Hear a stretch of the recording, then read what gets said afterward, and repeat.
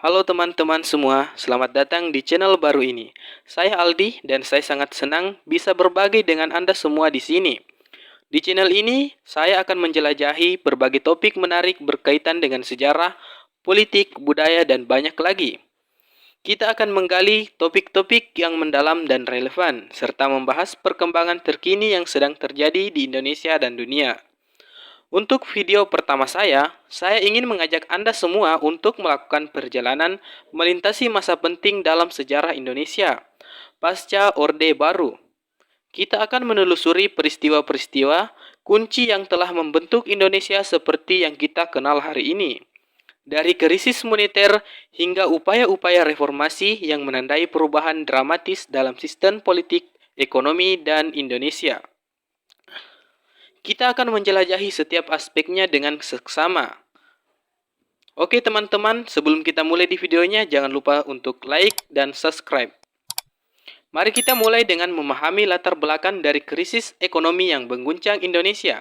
Pasca Orde Baru, penyebab krisis ini sangat kompleks dan melibatkan faktor internal dan eksternal.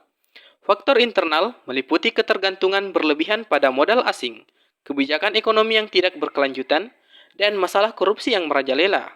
Di sisi lain, tekanan eksternal datang dari krisis finansial Asia pada tahun 1997. Dampaknya terasa dalam berbagai aspek kehidupan masyarakat, dari tingginya tingkat inflasi hingga depresi nilai tukar rupiah yang signifikan. Namun pada masa Orde Baru juga dimeriahkan oleh peristiwa penting lainnya, salah satunya adalah pemilihan umum tahun 1999. Yang merupakan pemilihan pertama di era reformasi yang menandai transisi Indonesia dan menuju demokrasi yang lebih inklusif.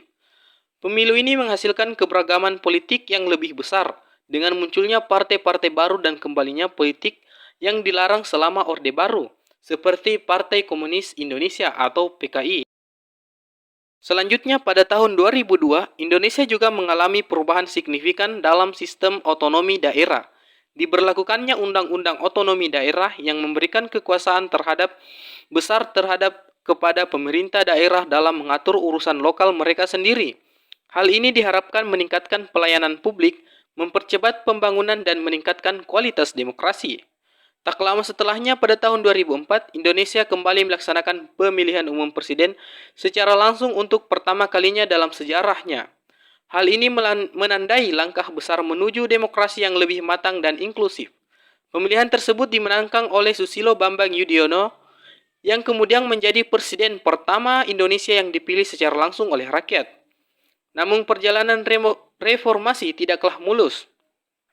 Selain tantangan ekonomi dan politik, Indonesia juga menghadapi ancaman terorisme yang semakin merajalela, terutama setelah serangkaian serangan bom yang terjadi di Jakarta pada tahun 2000-an.